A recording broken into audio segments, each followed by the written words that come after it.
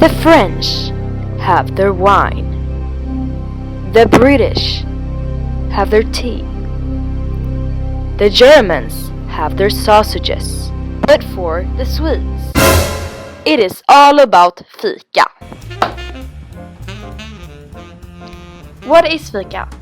Fika is a Swedish word that translates as taking a break for coffee and a bite to eat. But really, it is much more than that. It is a moment to relax, to catch up with your family and to laugh with your friends. It is making up for lost time or part of your daily ritual, a cozy escape, or a refreshing pause. It is the time between meals, the place between destinations. There is always time for fika.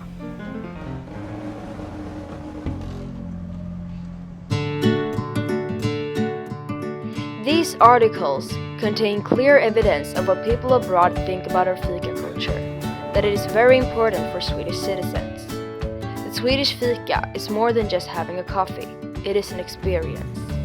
The phenomenon fika could be defined in different ways, depending on who you ask. It could be having a coffee on your way to work, eating a cinnamon bun during your lunch break, sitting on a cafe for 2 hours while chatting with your friends, or just drinking a cup of tea before going to bed.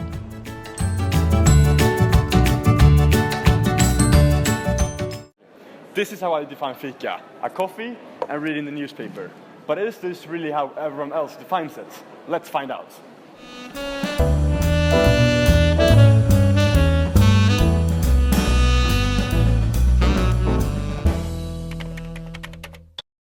What is fika for you? Fika, for me, it's an opportunity to meet friends, I think.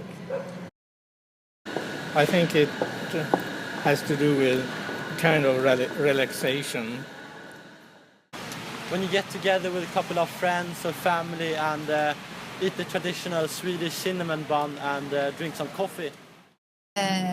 Jag definierar det som, för mig, att det är en viktig stund för reflektion. Jag har ett ansträngande, krävande jobb, så jag behöver fikan för en stund för mig själv. Fika, det är att man går in på ett café och tar sig en kopp kaffe med någonting till eller bara en kaffe. Antingen avkoppling för sig själv eller socialt liksom. Jag träffar någon liksom. Det kan vara båda deras. En kaffestund skulle jag vilja säga. Det är ganska viktigt socialt, träffa vänner, ha roligt. För att man kan umgås med sina kompisar och träffa dem och prata om det man tycker är intressant och kul. Ja, när jag kanske kan sitta ner med några polare, ta en snus, ta någonting som ger mig mycket energi. Jag är inte värsta kaffesnubben så jag kanske tar en energidryck typ en Nocco eller Celsius. Typ det är fika för mig. How often do you fika? Well, at home I think it's about 3 times each day. Yeah. And outside home I think it's 2 days, 1 or 2 days a week. Yeah. Jag fikar varje dag. Varje dag? Klockan 10. På något sätt fikar man ju varje dag, men kanske mer, man kanske menar med fika, om man menar gå ut och fika så kanske det blir en 3-4 gånger i veckan. Ja, det gör jag minst ett par gånger i veckan i alla fall. 5-6 gånger om dagen. Ja. 3 gånger om dagen. Mm. Jag dricker kaffe ungefär 5-6 gånger om dagen. Ja. How does the fika differ between different ages? I think that the older people nowadays are more social when it comes to fika because they get together older, they have more time, so they get together, drink coffee and have a good time. But while us younger people, we're hooked to our phones and we always look at our phones, so it's not as social compared to older people. Jag tror att ungdomar kanske mer fikar ute, har det som en grej att träffas liksom. Så är det kanske för äldre också, men jag tror kanske att man ses hemma mer. Min uppfattning är att om vi tar en äldre fikar kanske främst för att man vill fika, man vill ha en kopp kaffe och man vill ha någonting till. Medan den yngre generationen fikar för att ha något ställe att gå, samlas på. Mer det sociala alltså är viktigare kanske än själva fikan. Kanske inte pensionärer så mycket. Eller de kanske fikar hemma lite typ. De äldre så kallade dricka kaffegrupperna som jag själv är, de dricker kaffe och de dricker vanligt bryggkaffe, ingenting annat. Medan de yngre dricker kaffe latte.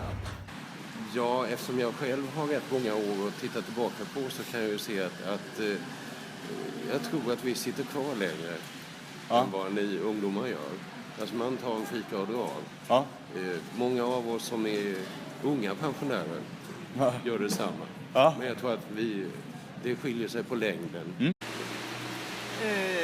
Jag tror att ni som är yngre menar att ni ska gå någonstans och fika och då ska det vara en kaffelatte eller kaffe au lait eller någonting stort, vackert dekorerat. Det är nog inte riktigt min åldersgrupp.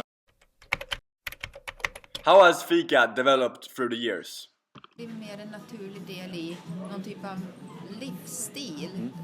Åtminstone för, ska vi säga, yngre sådana som är födda in i fikakulturen. Och sen så har ju utbudet alltså också ändra och att man kan uppleva, ska vi säga, det andra kulturer till och med i samband med fikande. Ja, förut så gick man över till någon granne och sa kom över på en kaffestund. Ja, alltså dels så har vi fått in väldigt många flera sorter, kaffe, teer, jag menar allt möjligt som man kan ta när man fikar. Jag tror det var något som de kanske rikare personerna gjorde förr. Och jag tror att det kanske inte var lika många kaféer förr. Och jag tror nu är det mer något alla kan göra. It's a lot more normal to fika now than I guess what it was before. Tidigare var det väl mer att man fikade hemma. Liksom bjöd hem folk på små kakor och kaffe. Liksom. Men nu går man ut och tar en latte på stan istället. Why is fika such an important part of the Swedish culture?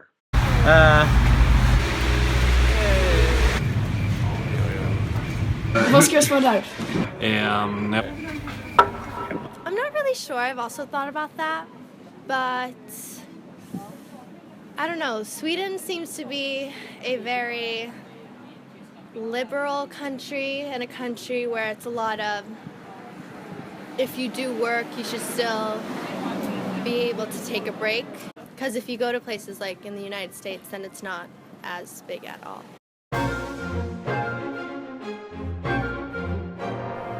We have now interviewed people on the street. We noticed that the answers differ depending on how old they were. We are now going to meet up with two experts and ask them the same questions to find out if they are any right answers. Jag brukar definiera det lite annorlunda än andra. För jag kan tycka att det är kaffe och macka också. Men många tycker att det är så här kaffe och kakor. Och jag tar ju gärna kakor också. Men jag tycker ändå att man kan säga att man fikar även om man äter kaffe och en macka. Nej, men jag tror kanske inte att det skiljer sig så där förfärligt mycket. Men kanske med så här kaffet. Alltså, folk i eran ålder kanske dricker lite mer. Nu gör ju kanske inte du det. Men att man är lite mer så här smaksatta kaffe och latte. Och typ så här olika smaksatta syrups och sånt. Om det är någon som dricker det överhuvudtaget. Och så här pretto-människor i min ålder, i 30-årsåldern kanske är lite mer så här. Man går till den nyaste pyttelilla kaffebaren med så här nyrostat kaffe från någon småskalig bonde och det ska vara så här bryggt i det senaste japanska filtret och så. Och kanske lite äldre kanske är lite mer så här bryggkaffe och napoleonbakelse och Budapeststupe. Om man ska generalisera så kanske lite äldre kör lite mer det här 7 sorters kakor och traditionella bakelser och semlor och så. Fika är ju ett sätt att umgås, ett socialt sätt att umgås. Historien är ju långt tillbaka på den biten. Man började ju fika redan i slutet på 1800-talet, början på 1900-talet. Fast då var det ju mest de välbärgade som ägnade sig åt den. Ja, det har ju kommit mera kedjor de senaste 10 åren egentligen. Kaffekedjorna växer ju ganska lavinartat runt om i Sverige. Och det följer väl lite grann med befolkningsökningen också. Vår befolkning ökar ganska kraftigt och då behövs det fler som fikar. Sen är det väl så att de små aktörerna kommer få kämpa lite mer. De stora kedjorna, deras styrka är att de finns ju tillgängliga på många ställen. Alltså det har nog mycket med klimatet att göra. Att man i till exempel Italien, då kanske man träffas ute på ett torg och hänger för att det funkar med vädret. Men här, som idag, är det ju till exempel mycket trevligare att vara inne och fika än att vara ute på ett torg. Och sen att det är en väldigt så här avslappnad umgängesform också. Att det inte finns så mycket etikettsregler som kring till exempel att bjuda någon på middag. Så att, ja, men dels att vi gillar att vara hemma och inomhus och ja, men att man inte gärna sitter ute alltid. Så därför tror jag att det har blivit en stor grej. We have interviewed different kind of people at several locations. We have interviewed on tennis clubs, Östermalmstorg, Slussen, Karlaplan, and so on. We felt that it was very important to interview people on different locations so we could get a wider perspective.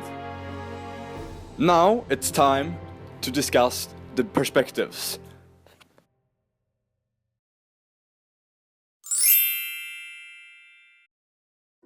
Historical perspective. All of the people we interviewed agreed on that the fika has developed with time. It has a larger supply of products, namely different kinds of coffee, cookies, muffins, etc. There is also a larger supply of coffee places. Nowadays, you could go to places with different atmospheres, with inspiration from other countries. Today, we have coffee places like Espresso House, Wayne's Coffee, Starbucks, which we didn't have a few years ago.